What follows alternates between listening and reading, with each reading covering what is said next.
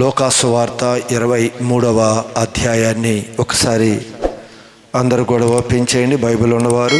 గొప్ప జనసమూహమును యేసు ప్రభు శరీరధారిగా ఈ భూమి మీద ఉన్న దినాల్లో ఆయన కలువరి సిలువకి అప్పగించబడే దినాలు వచ్చాయి. యేసు ప్రభును పట్టుకున్నారు. యేసు ప్రభుని కలువరి సిలువలోనికి తీసుకుని వెళుతూ ఉన్నారు. ఈ మార్గంలో ఎన్నో అవమానాలు, ఎన్నో పరిస్థితులు మనం చూస్తూ ఉన్నాం. ఆ పరిస్థితుల మధ్య యేసు ప్రభుని పట్టుకొని తీసుకుని వెళుతూ ఉన్నారు. ఆ సమయంలో అనేక మంది జన సమూహం, అక్కడ రాయబడి ఉన్న మాట ఏమిటి అంటే గొప్ప జనసమూహమును, గొప్ప జన సమూహము ఆయనను గూర్చి రొమ్ము కొట్టుకొనుచు, అక్కడ ఉన్న చాలా మంది స్త్రీలు, వీరందరూ కూడా యేసు ప్రభు యొక్క పరిస్థితిని చూసి రొమ్ము కొట్టుకొనుచు దుఃఖించుచున్నారు, ఏడుస్తున్నారు. అందరూ రొమ్ము కొట్టుకుంటున్నారు యేసు ప్రభువును చూసి.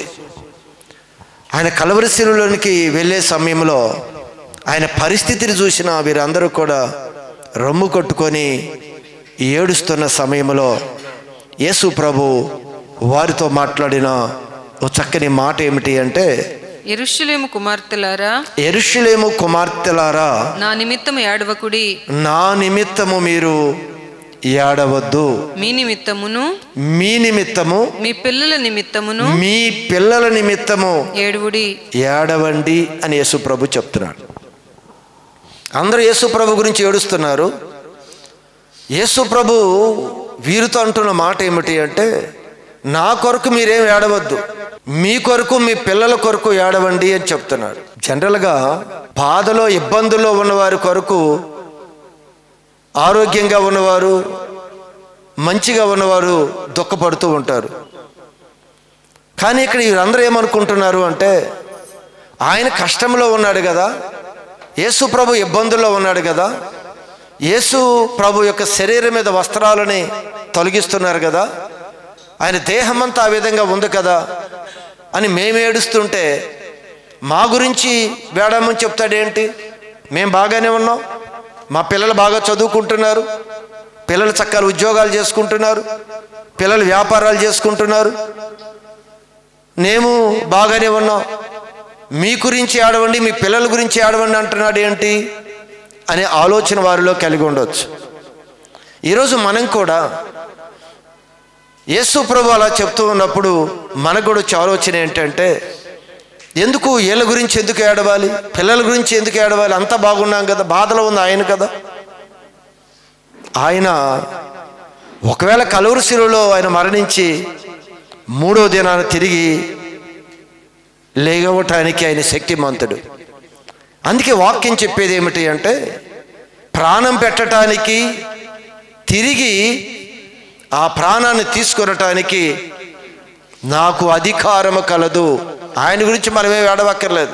ప్రాణం పెట్టడానికి అధికారం ఉంది, ఆయన తిరిగి తన ప్రాణాన్ని తీసుకొనటానికి అధికారం ఉంది. అందుకే ఆయన సమాధి చేయబడి 3వ దినాన తిరిగి పునరుద్ధానుడై ఆయన సంచారం చేసిన సందర్భాన్ని గమనించాలి. అయితే ఇక్కడ మీరు గమనించగలిగితే ఏమిటి, మన కొరకు ఏడ్చేది ఏంటి, మన పిల్లల కొరకు ఎందుకు ఏడవాలి? తర్వాత భాగాన్ని మరి కొంచెం చదివితే అక్కడ ఏమని రాయబడి ఉంది, ఇదిగో గొడ్రాండ్రులను కనని గర్భమును పాలియని స్తనములను ధన్యములు అయినవి అని చెప్పే దినాలు రాబోతున్నాయి అని యేసు ప్రభు చెప్తున్నాడు. ఇక్కడ అనే మాట ఏమిటి అంటే, గొడ్రాలు కనని గర్భము పాలియవని స్తనాలు అన్నిటినీ చూస్తే అక్కడ చెప్పే మాట ఏమిటి అంటే, అన్నిటికీ ఒకే అర్థం ఏమిటి, కనని గర్భము ధన్యమైనది అని చెప్పే దినాలు రాబోతున్నాయి అని యేసు ప్రభు అక్కడ మాట చెప్పారు. కనని గర్భాలు. మరొక విషయాన్ని మీరు గమనిస్తే ఇదే లోకాసు వార్త 11వ అధ్యాయము 27వ వాక్య భాగంలో చూస్తే అక్కడ ఒక చక్కని మాట చెప్పాడు. ఆయన ఈ మాటలు చెప్పుచుండగా యేసు ప్రభు అనేక మందిని బలపరుస్తున్నాడు. అనేక మంది పర సంబంధమైన విషయాలు, భూ సంబంధమైన విషయాలు, భవిష్యత్తు గురించి అనేక విషయాలు మాట్లాడుతూ ఉన్నాడు యేసు ప్రభు. అసలు ఎంతగా మనుషులు ప్రేమిస్తూ, మనుషుల కొరకు పరిచర్య చేస్తూ, మనుషుల పట్ల అద్భుతాలు చేసుకుంటూ వెళుతున్న ఈ యేసు ప్రభువును చూసి ఈ మనుషులు ఏమని మాట్లాడుతున్నారు? నిన్ను మోసిన గర్భమును, నిన్ను మోసిన గర్భము, నీవు కుడిచిన స్తనములను, నీవు కుడిసిన స్తనములను ధన్యములైనవి అని కేకలు వేస్తున్నారు. ప్రభా, ఇదిగో ఈరోజు మీరు గమనించండి, ఇక్కడ రెండు విషయాలు మనం గమనిస్తూ ఉన్నాం. ఒక ప్రదేశంలో యేసు ప్రభు చెప్పిన మాట ఏమిటి అంటే, కనని గర్భములు ధన్యమైనవి అని చెప్పే దినాలు రాబోతున్నాయి అని 2000 సంవత్సరాల క్రితం యేసు ప్రభు చెప్పాడు. ఇక్కడ అదే సమయంలో మరలా అంటున్న మాట ఏమిటంటే, యేసు ప్రభువుని గురించి, నిన్ను మోసిన గర్భము ధన్యము, నిన్ను మోసిన గర్భము ధన్యము అని ఇక్కడ మాట్లాడుతున్నారు. ఇక్కడ ఈ రెండు విషయాలు ఒకసారి మీరు గమనించాలి. కనని గర్భం ఉంది, కన్న గర్భాలు ఉన్నాయి. ఇక్కడ మనం చాలామంది ఉన్నాం. ఎక్కువ మంది స్త్రీలు కనిని గర్భాల, కనని గర్భాల ఏంటంటారు? కనిన గర్భాలు. కనిన గర్భాలు గురించి ఇక్కడ మాట్లాడుతూ ఏమని మాట్లాడారు? అక్కడ మాట్లాడిన మాట ఏమిటి? నిన్ను మోసిన గర్భము ధన్యమైనది అంటే, అన్ని గర్భము మోసిన అన్ని గర్భాలు ధన్యమైనవి అని అంటారా? ఇక్కడ ఒక విషయాన్ని గమనించండి. కనని గర్భాలు ఉన్నాయి, కనిని గర్భాలు ఉన్నాయి. మరి కనిని గర్భాలు కలిగిన వారు పరలోక రాజ్యం వెళతారా? కనని గర్భాలు కలిగిన వారు పరలోక రాజ్యం వెళతారా? ఎవరు వెళ్ళరు, ఎవరు వెళతారు? పిల్లలు కనని వారు పరలోక రాజ్యానికి వెళతారా? పిల్లలు కనేవారు పరలోక రాజ్యం వెళతారా? అక్కడేమన్నా కనని గర్భము కలిగిన వారు ధన్యులు అని చెప్పబోయే దినాలు రాబోతున్నాయి. ఇక్కడేమన్నా కనిన గర్భము ధన్యమైనది అని చెప్పాడు. అయితే మీరు గమనిస్తే పరలోక రాజ్యానికి కనిన గర్భమైన కనన గర్భమైన ఒకటే. దీనిలో ఏ వ్యత్యాసం లేదు. ఈరోజు మనుషులు కనన గర్భాన్ని హేళన చేసేవారు ఉన్నారు, కనిన గర్భాన్ని పొగిడేవారిగా ఉన్నారు. కానీ పరలోక రాజ్యానికి కనిన గర్భమైన కనన గర్భమైన ఒకటే. పరలోక రాజ్యానికి చేరటానికి వారిద్దరికి వ్యత్యాసాలైతే ఏమీ లేవు అనే విషయాన్ని గమనించాలి మొదటిగా. అయితే ఇక్కడ మనం అర్థం చేసుకోవాలి అంటే, మొదటి విషయము కనిన గర్భాలు ధన్యమైనవి అని చెప్పాడు. మరి చాలామంది గర్భాలు ధరించారు కదా తల్లులు. అన్ని గర్భాలు ధన్యమైనవా కాదా అనేది మనకి తెలియాలి. కనని గర్భాలు ధన్యమైనవా కాదా అనేది తెలియాలి. ఈరోజు కనని గర్భాలు గొడ్రాలు అని చాలా చులకన భావంతో చూస్తుంది సమాజం. కనిన గర్భాలను చూస్తే ముత్తైదో ఏదో పేర్లు పెడుతూ వారిని ఒక రకంగా చూస్తుంది లోకం. కానీ ప్రభు అంటాడు, కనని గర్భము ధన్యమైనది అని చెప్పే దినాలు రాబోతున్నాయి. కనిన గర్భాలన్నీ కూడా ధన్యమైనవా అంటే, కనిన గర్భాలన్నీ కూడా ధన్యమైనవి కావు అనే విషయాన్ని మనం లేఖనాల్లో నుంచి మనం జ్ఞాపకం చేసుకోవాలి. ఈ విషయాన్ని బాగా మీరు మనసులో పెట్టుకుంటే, మొదటిగా మనం ఏం గ్రహించాలి అంటే, అసలు మనకి పిల్లలనిచ్చేది దేవుడా, మనమా పిల్లలకి అనేది? మనమే కంటున్నాం, అది మనలోనే ఉంది, మన వల్లే జరుగుతుంది అనుకుంటే పిల్లల విషయంలో మన ఇష్టం. కానీ పిల్లలు ఎవరిస్తున్నారు అనేది మొదటిగా మనం తీసుకోవాలి. కనిని గర్భము కరణ గర్భము అలా ఉంచుదాం. అసలు ఈ గర్భఫలాన్ని ఇచ్చేది ఎవరు అంటే, గర్భఫలము దేవుడిచ్చు బహుమానము. ఆయన ఇచ్చేదే బహుమానం. ఇది ఆయన ఇవ్వకపోతే ఈ బహుమానము లేదు. దేవుడు ఇవ్వకపోతే గర్భఫలం అనే బహుమానం లేదు మనిషికి. మనిషి అనుకున్న నా శక్తి, నా బలము, దీని ద్వారా నేను పిల్లల కన్నాను అనుకుంటాడు. కానీ మనిషి ఒక స్త్రీనో పురుషుడో నేను కన్నాను, మన సామర్థ్యత, మన గొప్పతనము, నా కుమారుడు, నా కుమార్తె, నా ఇష్టం అనే మాటలు పనికిరావు. ఈరోజు మనిషికి దేవుడు ఒక గర్భఫలాన్ని ఇస్తున్నాడు. అది మనుషుల శక్తి, మనుషుల బలము కాదు అనే విషయాన్ని మీరు గమనించాలి. మీరు అడగొచ్చు, దేవుడే గర్భఫలం ఇస్తాడు అని గ్యారెంటీ ఏంటి? దేని బట్టి మీరు చెప్తారు ఆయనే గర్భఫలం ఇచ్చేది అనేది మీరు ఎలా చెప్పగలరు అనే విషయాన్ని ఒకవేళ మనం క్వశ్చన్ చేసుకుంటే, చూడండి బైబిల్ గ్రంథంలో ఆదికాండము 20వ అధ్యాయము 18వ వాక్య భాగం. ఇక్కడ అబ్రహాము దేవుని యొక్క మాటకు విధేయత కలిగిన కుమారుడు అబ్రహాం. ఈ అబ్రహాం యొక్క భార్య పేరు శారాయ్. అయితే ఒక దినాన అబీమెలెకు అనే రాజు ఈ శారా సౌందర్యంగా ఉండటం చూసి తన రాజ్యానికి తీసుకొని వెళ్ళిపోయాడు. జాగ్రత్త గమనించాలి. తన రాజకోటకు తీసుకొని వెళ్ళిపోయాడు ఈ అబ్రహాం యొక్క భార్యని. తీసుకొని వెళ్ళినప్పుడు ఆయన రాజు, సైన్యం ఉంది, బలం ఉంది. అబ్రహాముకి పెద్ద బలం లేదు. కానీ అబ్రహాముకున్న బలం ఏంటి అంటే దేవుడు ఉన్నాడు అనేది అబ్రహాం యొక్క బలం. ఈరోజు మన జీవితంలో కూడా మన బలం ఏంటి అంటే మన దేవుడు ఉన్నాడు మనతో. రాజ్యాలు ఏకమైన, రాజులు ఏకమైన, మనకి ఉన్నది బలం ఏమిటి అంటే దేవుడు తోడుగా ఉన్నాడు అనే బలం. అయితే అబ్రహాము యొక్క బలం దేవుడు. అబ్రహాము దేవుడికి ప్రార్థన చేశాడు. జరిగిన సంఘటన అక్కడ ఏమిటి అంటే అబ్రహాము భార్య అయిన శారాను బట్టి దేవుడు అబీమెలెకు రాజు యొక్క ఇంటిలో ప్రతి గర్భమును మూసివేశాడు. ఆయన మూసేదేంటి? గర్భఫలము తెచ్చుకునేది మనం కదా. మన ఇష్టపడితే గర్భఫలం వచ్చేస్తుంది కదా. మనం అనుకుంటే కుమారుడో కుమార్తెనో కనగలం కదా.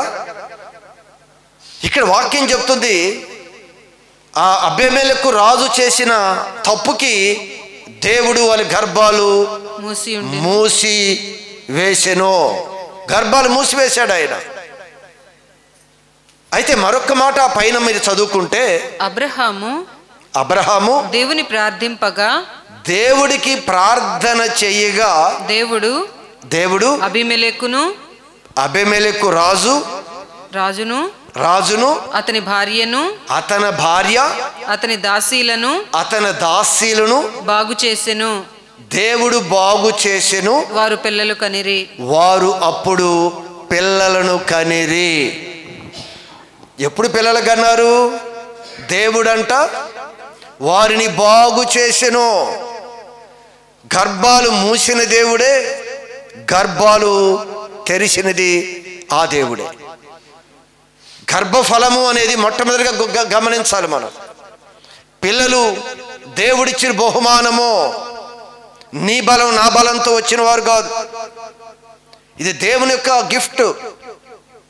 అందుకు చాలా క్లియర్గా చెప్తారు, ఆయన మూసివేశాడు, ఆయనే ఆ గర్భాలు తెరిచాడు. ఈరోజు మనకి ఇవ్వాలి అన్నా, ఇవ్వకుండా ఉండాలి అన్నది దేవుడి చేతుల్లో ఉంది. మనుషులు అందరము కూడా మనం ఒక పాత్రలమే. మనందరం ఒక పాత్రలమే. ఈరోజు పిల్ల నా కొడుకు, నా కూతురు, నా ఇష్టం, నేను ఎలా అయినా పెంచుకుంటాను, నేను ఎలా అయినా తన ముందుకు కొనసాగిస్తానంటే కుదరదు. నీ ఇష్టం కాదు, నీ కొడుకు కాదు, నీ కూతురు కాదు. నువ్వు దేవుడి సన్నిధిలో ప్రార్థన చేస్తే దేవుడు నీకో చక్కని బహుమానాన్ని ఆయన అనుగ్రహిస్తాడు. కానీ ఈరోజు మనుషులందరికీ కూడా అసలు దేవుడు పిల్లలని ఎందుకు ఇస్తున్నాడు అనేది ముందు మనకు తెలియాలి. ఎందుకు ఇస్తున్నాడు చెప్పండి. అసలు పిల్లనిచ్చేది ఆయన, మనమా? ఏమ్మా, మనం కాదు అనేది అర్థమైంది కదా. దేవుడు ఆదిలో మీరందరూ ఫలించాలి, అభివృద్ధి పొందాలి, విస్తరించాలి అని చెప్పిన ఆయన మాటను బట్టి ఆయన గర్భఫలాలు ఇచ్చుకుంటూ వచ్చాడు. ఇస్తుంది ఆయనే. అయితే ఎందుకు ఇస్తున్నాడు గర్భఫలము అనేది జాగ్రత్తగా మనం ఎరగాలి. ఈరోజు కనిన గర్భము ధన్యమైనది. మరి ఎప్పుడు ధన్యమవుతుందో తెలుసా? కనిన గర్భాలన్నీ ధన్యమైనవి కాదు. కనిన గర్భము ధన్యమైనది యేసు ప్రభు లాంటి మంచి వ్యక్తిని ఈ భూమి మీదకి తీసుకుని వచ్చిన తల్లి యొక్క గర్భము ధన్యమైనది. ఈరోజు మనం కూడా దేవుడు ఎందుకు మనకి పిల్లల్ని ఇస్తున్నాడు అని మనకి తెలియాలి అంటే ఒక చిన్న విషయాన్ని మీకు తెలియచేస్తాను. చూడండి, మరలా బైబిల్ గ్రంథంలోనే దాన్ని పరిశీలించేద్దాం. ఆదికాండములో 18వ అధ్యాయము 19వ వాక్య భాగం. దేవుడు ఎందుకు మనకి పిల్లలని ఇస్తున్నాడో మనకు అర్థం కావాలి. ముందు యెహోవా తల్లులు అర్థం చేసుకోవాలి. ఈరోజు పుట్టిన ప్రతి ఒక్కరు, ఇక్కడ కూర్చున్న ప్రతి ఒక్కరు, మాటలు వినే ప్రతి ఒక్కరు కూడా దేవుడు నన్ను ఎందుకు సృజించాడు, దేవుడు నన్ను ఈ భూమి మీదకి ఎందుకు తీసుకొని వచ్చాడు అనేది ప్రతి ఒక్కరికి కూడా అర్థం కావాలి. అయితే ఇక్కడ యెహోవా, దేవుడైన యెహోవా అబ్రహామును గూర్చి చెప్పినది అతనికి కలుగజేయునట్లు ఏం చెప్పాడు? ఏం కలుగజేయాలి?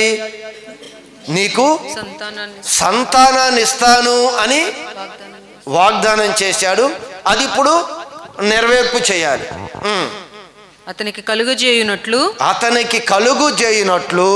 తన తరువాత తన పిల్లలను, జాగ్రత్త, తన తరువాత తన పిల్లలను, తన ఇంటివారు నీతి న్యాయములు జరిగించుచు యెహోవా మార్గమును గైకొనుటకు, దేవుని యొక్క చెప్పిన మార్గాలలో వారు అవి గైకొని దానిలో నడవటానికి అతడు వారికి ఆజ్ఞాపించునట్లు, ఎవరతను? అబ్రహాము వారికి ఆజ్ఞాపించినట్లు నేను అతన్ని ఎరిగి ఉన్నాను. ఏమి ఎరిగానో తెలుసా? అబ్రహాముకి నేను సంతానం ఇస్తే అబ్రహాము వారిని ఎలా పెంచుతాడు? నీతి న్యాయమైన మార్గంలో పెంచుతాడు అని, దేవుని యొక్క మార్గమును గైకొనే విధంగా అబ్రహాము తన పిల్లలకి నేర్పుతాడు అని నేను ఎరిగి ఉన్నాను. దేవుడు ఎందుకు పిల్లల్ని ఇస్తున్నాడో తెలుసా? మనకిచ్చే పిల్లలని నీతి న్యాయమైన మార్గంలో మనం నడిపించాలి అని. దేవుని యొక్క ఉన్నతమైన ఆలోచనలో మన పిల్లల్ని పెంచాలి. ఇది నమ్మి దేవుడు ఈరోజు బహుమానాలుగా మనకిస్తున్నాడు. నీ పిల్లలను ఆ విధంగా పెంచినప్పుడే కనిన గర్భము ధన్యమైనది. నీ పిల్లలను అలా నువ్వు పెంచకపోతే, నీ పిల్లను ఆ విధంగా దేవుని ఎదుట నిలబెట్టకపోతే కనిన గర్భము ధన్యమైనది కాదు అనే విషయాన్ని మీరు గమనించాలి. కనిన గర్భాలన్నీ ధన్యమైనవి కాదు. కనని గర్భాల గురించి మనం మాట్లాడుతున్నామే. కనని గర్భాలకి పెద్ద ప్రాబ్లం లేదు. వారు ఏం కనలేదు. వారు భార్యాభర్తలు చక్కగా ప్రార్థన చేసుకుంటారు, చక్కగా దేవుడికి ఇష్టంగా నడుస్తారు, ఆయన రాజ్యంలోకి వెళ్ళిపోతారు. మనకి బోల్డ్ బాధ్యతలు ఉన్నాయి. ఇప్పుడు పిల్లల్ని ఇచ్చాడంటే బాధ్యత పెరిగిపోయింది. మనకి పిల్లల్ని ఇచ్చాడు అంటే బాధ్యత. అబ్బో పిల్లల్ని సంబరపడిపోతున్నాం కదా. బాధ్యత. ఈ బాధ్యతను విస్మరిస్తే ప్రభు ఒప్పుకోడు. నమ్మిచ్చాడు అబ్రహాముకి, విశ్వాసానికి తండ్రి అబ్రహాము. ఆ తండ్రి మన పితరుడైన అబ్రహాము యొక్క ఆ విశ్వాస సంబంధులమే మనందరం కూడా. మనందరినీ కూడా దేవుడి తన యొక్క దివ్యమైన వాక్యం ద్వారా ఈరోజు మనల్ని పోషిస్తూ ఉన్నాడు ఆయన. అయితే ఖచ్చితంగా మనం గ్రహించవలసింది ఒకటే, మన పిల్లలని ఎలా మనం పెంచుతున్నామో. ఎందుకు దేవుడు నన్ను భూమి మీదకి తీసుకొని వచ్చాడు, ఎందుకు నా తల్లి ద్వారా నన్ను భూమి మీదకి దేవుడు తీసుకొని వచ్చాడని మనం ఆలోచించాలి. తల్లిదండ్రులు అనేవారు, దేవుడు ఎంత చక్కని బిడ్డల్ని మనకెందుకు ఇచ్చాడు? గర్భం లేని వారు బోళ్ళు మంది ఉన్నారే. దేవుడు మనకి గర్భఫలం ఇచ్చాడే. అదే దేవుడు ఒకడా, ఇద్దరా, ముగ్గురా? దేవుడు బోళ్ళు మందిని ఇస్తున్నాడే. ఈరోజు భూమి మీద అనుకుంటాం ఎక్కువ మంది పిల్లలుంటే గొప్ప ధన్యతగా చెప్పుకుంటాం, నాకు ఇంతమంది పిల్లలు ఉన్నారు అని. మనం అనుకుంటాం పుడితే ఒక ముద్ద అన్నం పెడితే వాడే పడి ఉంటాడు. ఏమ్మా ఎంతమంది? ఒకళ్ళు చాలండి. ఒకళ్ళు చాలేంటి? కను తినటానికి లేదా నీకు? బోళ్ళు ఉంది కను, ఇంకా నలుగురిని. ఏంటి దేనికి అంటున్నావు? అసలు బాధ్యత ఏమన్నా తెలుసా? కనిని బిడ్డలు ఏ విధంగా రోడ్డు మీద వదిలేసేద్దామని, కనిని పిల్లని బాధ్యత లేకుండా ఎంతమందిని కందామని. అమ్మ మాకు ఒక్కళ్ళు చాలు, మాకు ఇద్దరు చాలు. ఇద్దరేంటి? నలుగురు కానండి, బోళ్ళు ఉంది కదా ఆస్తి. లేదు, వాళ్ళు ఎంతమంది పోషిస్తున్నారు? ముద్ద పెట్టలేవా? మనిషి వెంటనే ప్రశ్నించేది ఏమిటంటే, నువ్వు పోషించలేవా? ఈ పోషణ ఒక్కటి కాదు, ఈ పోషణతో ఏదో బ్రతికిద్దామని పిల్లలనే ఆలోచన తప్పిది.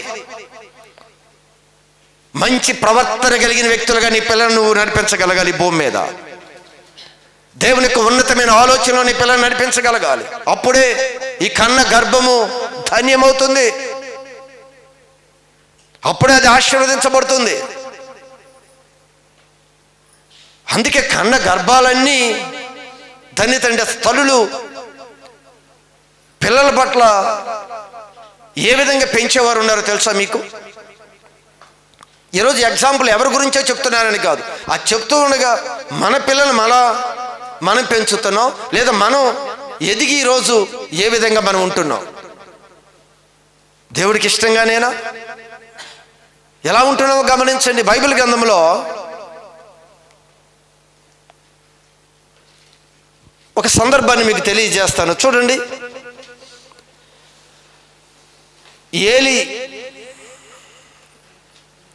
ఏలి గురించి మీకు తెలుసా? ఎవరు ఏలి?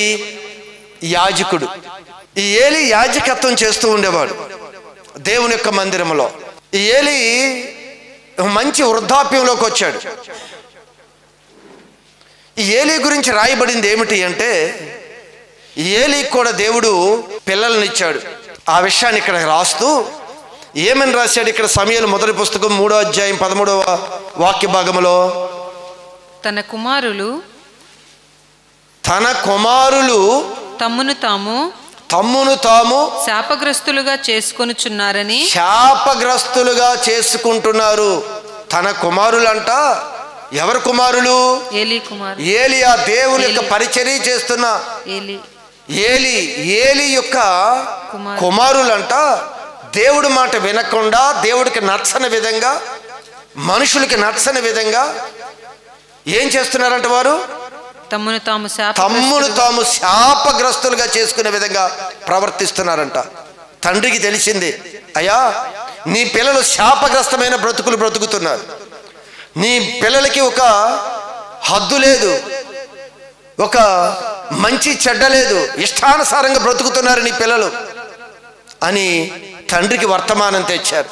నీ పిల్లలు చేస్తున్న మంచి పద్ధతి కాదు, నీ పిల్లలు మంచి పద్ధతిలో నువ్వు పెంచటం లేదు, నీ పిల్లలు మరలా విచ్చలవిడిగా జీవిస్తున్నారు, అందుకాదు దేవుడు నీకు ఇచ్చింది అన్నట్లుగా ఏలీకి తన పిల్లల గురించి తెలిసినా తాను ఎరిగియు వారిని అడ్డగించలేదు.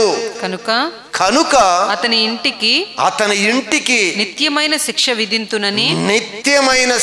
విధింతును అని నేను అతనికి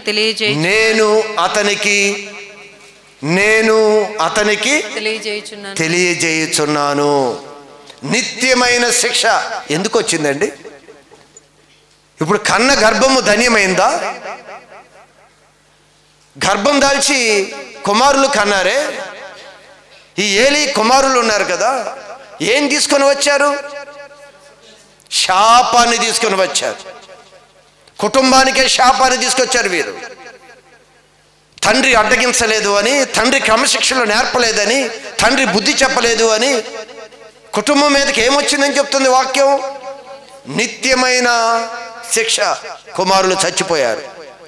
యవన కుమారులు అకాల మరణంలో చచ్చిపోయారు వారు. ఈరోజు గమనించండి సంగమా, మన పిల్లలను ఎలా మనం పెంచుతున్నామో ఒకసారి ఆలోచించండి. కన్న గర్భమే కదా, ఈరోజు కన్న గర్భం ధన్యంగా ఉందా? గమనించండి, అన్ని గర్భాలు ధన్యమైనవి కావు. నీ గర్భంలో నుంచి వచ్చిన బిడ్డని మంచిగా దేవుని కొరకు నువ్వు బ్రతికించి నీతి న్యాయము కలిగిన మార్గాల్లో నీ పిల్లల్ని పెంచితే అది నీకు ఆశీర్వాదం, అది నీకు దీవెన, దేవుని సంతోషపెట్టేది. అందుకే మనకి బహుమానాలు ఇచ్చాడు. గర్భఫలము యెహోవా ఇచ్చే బహుమానము. ఈ బహుమానాన్ని పాడు చేస్తే ఆయన ఊరుకోడు. ఇష్టానుసారం ఏదో పెంచేస్తాం, ఇష్టానుసారం ఏదో పెరుగుతారు వాళ్ళు. నలుగురు కంటే ఏమైంది, వాడు గంజి నీళ్ళు పోస్తే బ్రతుకుతాడు. ఈ బ్రతుకడించడం కాదు, ఈ విధంగా కాదు పిల్లల్ని పెంచటం. పిల్లల్ని మనకి ఇచ్చాడు అంటే ఒక బాధ్యత. అందుకంటే కనని గొడ్రాలా నీవు ధన్యురాలివి అని చెప్పే దినాలు వస్తున్నాయి. ఏమండి, కనిని గర్భాలు ధన్యులా? గొడ్రాలుగా ఉన్న వారు ధన్యులా? వారు ధన్యులు అనే దినాలంటివి. 2000 సంవత్సరాల క్రితం యేసు ప్రభు చెప్తున్నాడు, కనని గర్భాలు ధన్యమైనవి అని చెప్పే దినాలు రాబోతున్నాయి. ఎందుకంటే కన్న గర్భాలు బిడ్డలు దేవుడికి వ్యతిరేకంగా జీవించే దినాలు. శిక్ష, కుటుంబం మీదకి శిక్ష, అనుకున్న రీతిలో దేవుని పెంచకపోతే వచ్చే అనేకమైన దుష్పరిమాణాలు ఉన్నాయి. కానీ కనని గర్భానికి అలాంటి బాధల్లో బాధ్యతల్లో చక్కగా దేవుని స్తుతించుకొని దేవుని రాజ్యంలోకి ప్రయాణం చేస్తారు. మనం వాళ్ళని చులకనగా చూస్తాం. పిల్లల్ని పెంచడం చేత కాని వారు కూడా గర్భం లేని తల్లుని ప్రశ్నిస్తాం. మనం వారిని చాలా చులకనగా చూస్తాం. వారేదో అపవిత్రులుగా, వారేదో శాపగ్రస్తులుగా మనం చూస్తున్నామే. కానీ మనకిచ్చిన బహుమానాన్ని మనం ఎలా పెంచుతున్నాం? మనకు బాధ్యత ఉంది. మన బాధ్యత తప్పితే మనకు శిక్ష ఉంది. ఏలీ, నీ పిల్లలను సరిగా నువ్వు చూడలేదు, నిత్యమైన శిక్ష నీ మీదకి దిగి వచ్చింది అని దేవుడు మనకు చూపిస్తూ ఉన్నాడు. మనకిచ్చిన బహుమానాలు దేవుడు కాదా? అబ్రహాము గురించి తెలుసంట. అబ్రహాముకి పిల్లలు ఇస్తున్నాను. ఖచ్చితంగా అబ్రహాము ఎలా పెంచుతాడో తెలుసా? అది నీ గురించి కూడా చక్కగా నువ్వు కూడా దేవుడు మార్గంలో నీ పిల్లల్ని పెంచుతావని కదా నీకు ఇచ్చాడు. చదివితే చాలు, ఏదో చేస్తే చాలు అనుకుంటున్నావు. మనం ఏ విధంగా పిల్లల పట్ల మనం కేర్ తీసుకుంటున్నాం చూడండి. అందుకే కనిన గర్భము ధన్యమైనది అని యేసు ప్రభు దగ్గర చెప్పాడు. కానీ కనిన గర్భాలన్నీ ధన్యమైనవా అంటే అన్నీ ధన్యమైనవి కావు.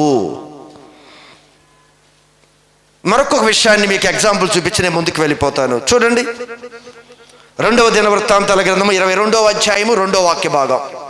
ఇక్కడ ఒక తల్లి, ఈ తల్లి ఎలా ఉందో ఒకసారి మీరు చూడండి. ఈ తల్లికి చక్కని కుమారుని ఇచ్చాడు దేవుడు.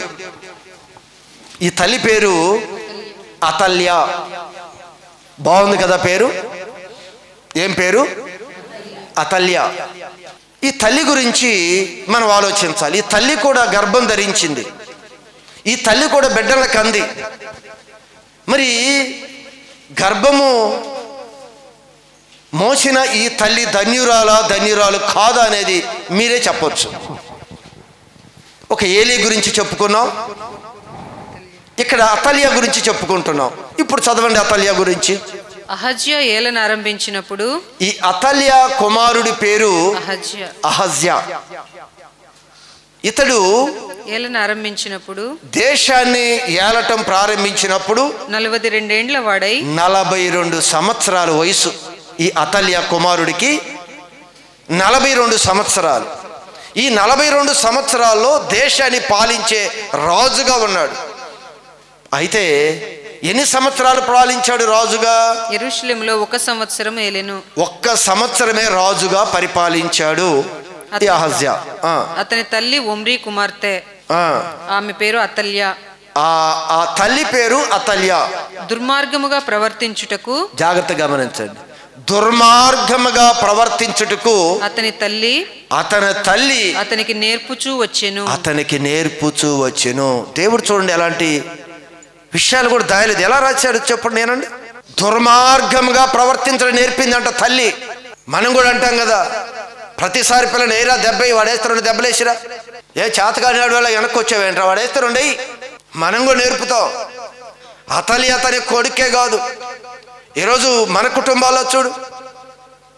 ఆ మధ్య సిస్టర్ చెప్పారు, టీచర్ తన క్లాసులో తన యొక్క పిల్లవాడు అసభ్యకరమైన మాటలు మాట్లాడుతుంటేనంట ఆ బిడ్డను దండించి 2 దెబ్బలేశారు. దెబ్బలేస్తే పేరెంట్స్ వచ్చారు. వచ్చినప్పుడు చెప్పారు ఆ టీచరు, ఇదిగో వీడు ఎలాంటి అసభ్యకరమైన మాటలు, అపవిత్రమైన మాటలు మాట్లాడుతూ ఇదిగో స్కూల్లో క్లాసులో ఈ విధంగా ప్రవర్తిస్తున్నాడు, అందుకే మందలించాను అని చెప్తే తల్లి ఏం చెప్పిందో తెలుసా? మా పిల్లల మీద చెయ్యి పడితే ఒప్పుకో, మేమే కొట్టలేదు ఇంతవరకు, మేమే వాడికి కొట్టలేదు, వాడే తెలుసుకుంటాడు అని బంధువులందరూ గొడవకు వచ్చారు. ఆ టీచర్ని ఆ స్కూల్ నుంచి మరొక స్కూల్కి పంపించేశారు. మనం ఎలా పిల్లలు పెంచుతున్నాం మనకి తెలుసు. ఒకసారి మీరు ఆలోచించండి. అందుకే బెత్తము వాడని కుమారుడు తండ్రికి విరోధి.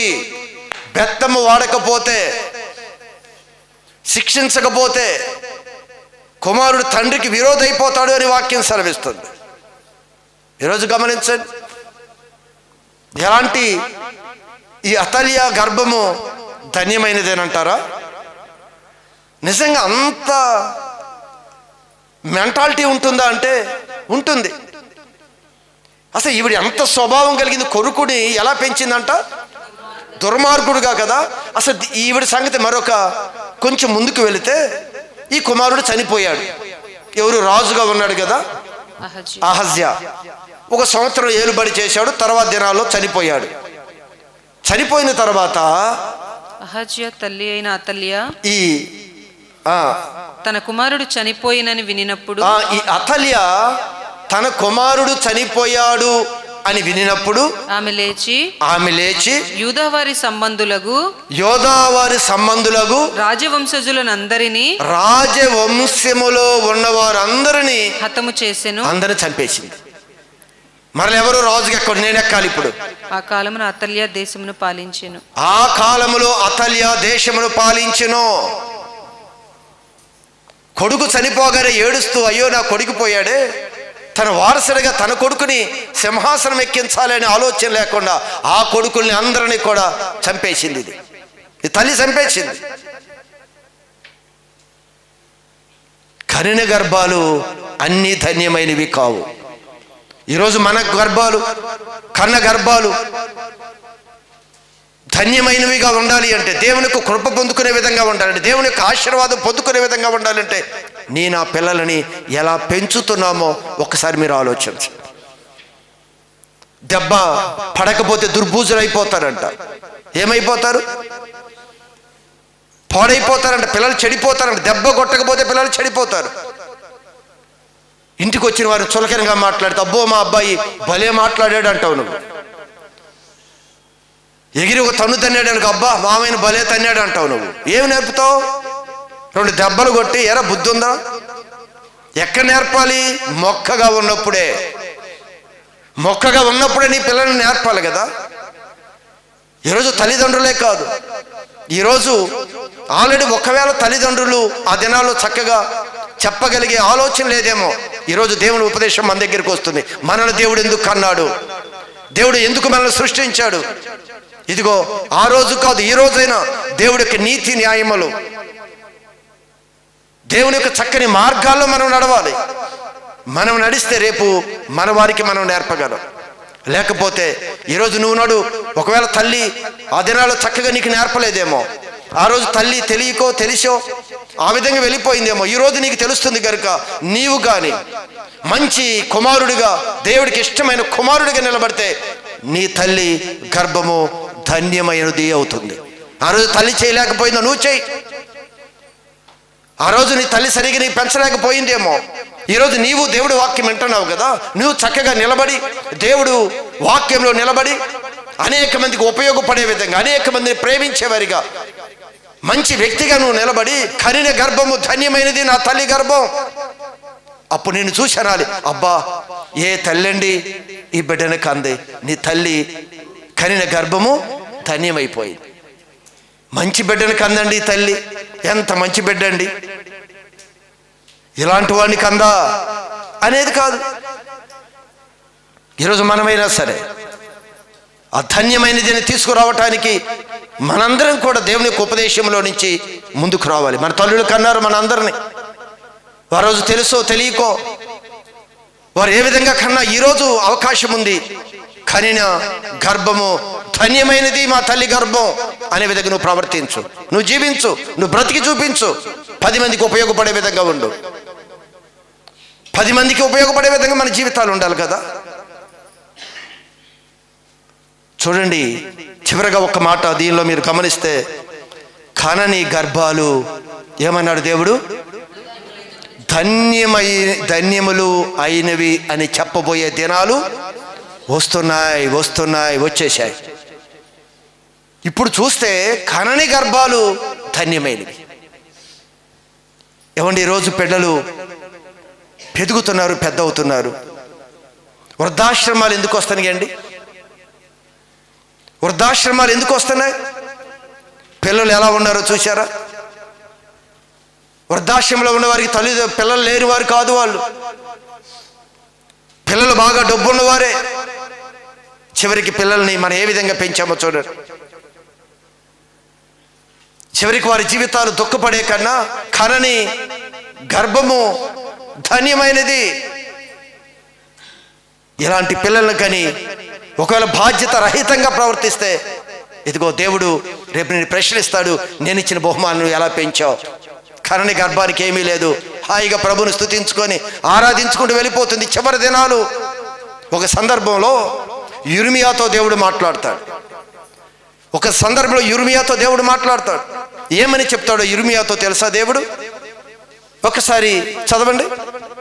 అది యిర్మీయాకి దేవుడు ఏం చెప్తాడు అంటే, యిర్మీయా పుస్తకము 16వ అధ్యాయము మొదటి వాక్య భాగం. యెహోవా వాక్కు నాకు ప్రత్యక్షమై ఇలాగు సెలవిచ్చెను. చూడండి, యిర్మీయా భక్తుడికి దేవుడు వాక్కు ప్రత్యక్షమైందంట. దేవుడు వాక్కు ప్రత్యక్షమై ఇలాగు సెలవిచ్చెను, నాకు ఎలాగు సెలవిచ్చెను, ఈ స్థలమందు నీకు కుమారులైనను కుమార్తెలైనను పుట్టకుండా ఉండాలి. నీకు కుమార్తెలు పుట్టకూడదు. ఎందుకంటే లోకం పరిస్థితి ఎలా ఉంది? ఇప్పుడు లోకం పరిస్థితి అంతా కూడా పాపంతో మునిగిపోయింది. లోకం పరిస్థితి అంతా భయంకరంగా ఉంది. నీకు కుమారులు గాని కుమార్తెలు గాని ఉండునట్లు నీవు వివాహం చేసుకోకూడదు. నీవు వివాహము చేసుకోవద్దు. నువ్వు వివాహం చేసుకోవద్దు యిర్మీయా. ఎందుకంటే ఆ పరిస్థితులు ఎలా ఉన్నాయంటే, అప్పట్లో దేవుని మాట వినని ప్రజలు, దేవుడి మీద తిరుగుబాటు చేసే ప్రజలు, చివరికి కన్న గర్భాలన్నీ కూడా ధన్యమైనవి అని చెప్పకుండా అందరూ కూడా దేవుడికి అయిష్టంగా జీవిస్తూ దేవుని బాధ పెడుతున్న దినాల్లో ఇక చివరి అంతం వచ్చేస్తుంది. చివరికి దేవుని యొక్క ఉగ్రత వచ్చేస్తుంది. దేవుని యొక్క నాశనం మనుషుల మీదకి వస్తుంది. యిర్మీయా, నువ్వు పిల్లలు కనకుండా ఉంటే మంచిది, నువ్వు వివాహం చేసుకోకు. కనని గొడ్రాలా, నీవు ధన్యురాలివని చెప్పే దినాలు వచ్చాయి. ఈ అంత్య దినాల్లో మనుషులు ఎలా ఉంటారో తెలుసా? అందుకే గత దినాల్లో చెప్పాను, అంత్య దినములో మనుషులు స్వార్థ ప్రియులు, ధనాపేక్షకులు, బింకములాడువారు, తల్లిదండ్రులకు అవిధేయులు, కృతజ్ఞత లేనివారు. అంత్య దినాల్లో ఇదే. 2000 సంవత్సరాల క్రితం యేసు ప్రభు చెప్తున్నాడు, ఆ దినాలు రాబోతున్నాయి. ఆ అంత్య దినములో భయంకరమైనది. తల్లి బిడ్డల మధ్య ఆ బంధాలన్నీ కూడా బ్రేక్ అయిపోతాయి. అంత స్వార్థమే, అంత కపటమే, అంత ధనాపేక్ష, కృతజ్ఞత లేనివారు, తల్లిదండ్రులకి విధేయత చూపని వారు అలా ఉంటారయ్యా. అందుకే ఆ రోజు యేసు ప్రభు చెప్పారు, కనని గర్భము ధన్యము. ఈరోజు అందుకే యేసు ప్రభు నీ కొరకు, నీ పిల్లల కొరకు ఏడు, నీ కొరకు నీ పిల్లల కొరకు ఏడమని ఎందుకే యేసు ప్రభు చెప్తున్నాడు. నీ పిల్లలు నీవు నిత్య రాజ్యానికి నిత్యంగా ఈ రాత్రి చనిపోతే, ఇప్పుడే నా ప్రాణం పోతే నిత్యంగా నేను నా పిల్లలము దేవుని రాజ్యంలో ఉంటామనే నమ్మకం ఉన్న వారి యొక్క గర్భాలు ధన్యమైనవి. ఇదిగో నా పిల్లలు నేను ఖచ్చితంగా ఈరోజు దేవుడు పిలిస్తే ఆ రాజ్యంలోకి వెళతాము అనే విధంగా ఎవరైతే భక్తి మార్గంలో నడిచారో వారి యొక్క గర్భాలు ధన్యమైనవి. అన్ని గర్భాలు కాదు, కనని గర్భాలన్నీ కూడా మనం ఏదో రకంగా కూడా దేవుడు కనని గర్భాలు కూడా ధన్యమైనవి అని గత దినంలో చెప్పలేదు. ఎంత పిల్లలుంటే అంత ఆస్తి అన్నారు ఆ రోజు. అంతేనా? ఎంతమంది పిల్లలుంటే అంత ఆస్తి. అది ఆ దినాల్లో. అందుకే యేసు ప్రభు ఎప్పుడు దినాల గురించి మాట్లాడాడు? రాబో దినాలు వచ్చాయి, అంత్య దినాలు ఇవి. అంత్య దినాల్లో మనుషులు ఎలా ఉంటారో చూడండి. తీసుకొని వెళ్ళి లక్షలున్నా ఇదిగో ఎక్కడ ఉంచాలి? తల్లిదండ్రుల్ని అనాథాశ్రమం కాదు, వృద్ధాశ్రమం. అనాథలంటే ఎవరు లేనిది కదా, వీళ్ళకి అందరూ ఉన్నారు. ఎంత పరిస్థితో తెలుసా? గత దినంలో మీరు న్యూస్ చూశారో లేదో, సిస్టర్ చెప్పారు. సిస్టర్ మన గత కాలంలో ఊరు వెళ్ళారు. ఊరు వెళ్ళినప్పుడంట ఊర్లో కుమారుడు చక్కగా ఉద్యోగం చేస్తున్నాడు. మరి ఏ పనులు చేస్తున్నాడో మీరు కూడా న్యూస్ విని ఉంటారు. తండ్రిని ఎక్కడికో వెళదామని బండి ఎక్కించుకొని బయలుదేరాడంట. సంవత్సరాలు అవలేదు ఇది జరిగి, కొన్ని రోజులు. మీరు ఎవరు ఇన్నుంటే మీరు చేయి చూపించవచ్చు. అయితే బండి ఎక్కించుకొని తీసుకొస్తున్నాడు తండ్రిని. వెళ్ళిపోదాం, మరి ఎక్కడికి వెళదాం అన్నాడు. మొత్తాన్ని బండి మీద తీసుకొని వస్తుంటే మధ్యలో ఒక నది కాలువ ప్రవహిస్తూ ఉంది. అక్కడ తీసుకొచ్చి ఆపాడు బైకు. వారు ఏంట్రా ఇక్కడేంటి అంటే, లేదు కొద్ది నిమిషాలు ఇదంతా చూద్దాం, బాగుంది వాతావరణం అన్నాడు. కూర్చోబెట్టాడు. కూర్చోబెట్టగానే అంతా మాట్లాడుతూ ఉండగానే తండ్రి 2 కాళ్ళు ఎత్తి నదిలోకి పడేసేసాడు కొడుకు. ఎక్కడో కాదు, ఎప్పుడో కాదు, ఇది రీసెంట్గా జరిగిన సన్నివేశం ఇది. కనని గర్భము ధన్యమైనది అని చెప్పే దినాలు ఇవి. కనని దానా బిగ్గరగా సంతోషించు. ఎంత భయంకరమో తెలుసా? పిల్లల తల్లిదండ్రులను ఏ విధంగా చంపేస్తున్న పరిస్థితులు ఉన్నాయో తెలుసా? ఏ విధంగా అతల్య ఎలా పెంచిందంట? దుర్మార్గంగా పెంచింది. ఏలి దుర్మార్గంగా ఎదుగుతున్నా నీవు అడ్డగించలేదు, నిత్యమైన శిక్ష. అందుకే గర్భము ధరించని తల్లులు చక్కగా దేవుళ్ళు ఆరాధించుకుంటూ వెళ్ళిపోతున్నారంట. కానీ దేవుడు గొప్ప భాగ్యం ఇచ్చాడు కదా, మన పిల్లలు చక్కగా ప్రభులో పెంచగలిగితే, ప్రభు యొక్క నీతి న్యాయములు మన పిల్లల్ని పెంచవలసిన బాధ్యత. లేదా దేవుడు లెక్క అడుగుతాడు మనల్ని. నీకు అప్పగించాను కదా, నీకు తలాంతు ఇచ్చాను కదా, ఏం చేసావు? తలాంతు పాతి పెట్టావా? తలాంతుని నీవు అభివృద్ధి పరచాలి. దేవుడిచ్చిన తలాంతుని బహుమానాన్ని అభివృద్ధిపరచు. ఖచ్చితంగా అది చేసినప్పుడు మనకు అధికమైన మరల దీవెనండి. దేవుడిచ్చిన బహుమానాలు కానీ నువ్వు చక్కగా పెంచు. అది ఒక్కడైనా, ఇద్దరైనా, నలుగురైనా, 10 మంది అయినా దేవుడు ఎంత బహుమానాలు ఇచ్చాడో నువ్వు నిశ్చయంగా దేవుళ్ళు పెంచు. నువ్వు ధన్యురాలివి, నువ్వు ధన్యుడివి. ఆ దీవెన ఆశీర్వాదాలు పొందుకునే ధన్యత మనందరికీ దేవుడు అనుగ్రహించునుగాక. ఆమేన్.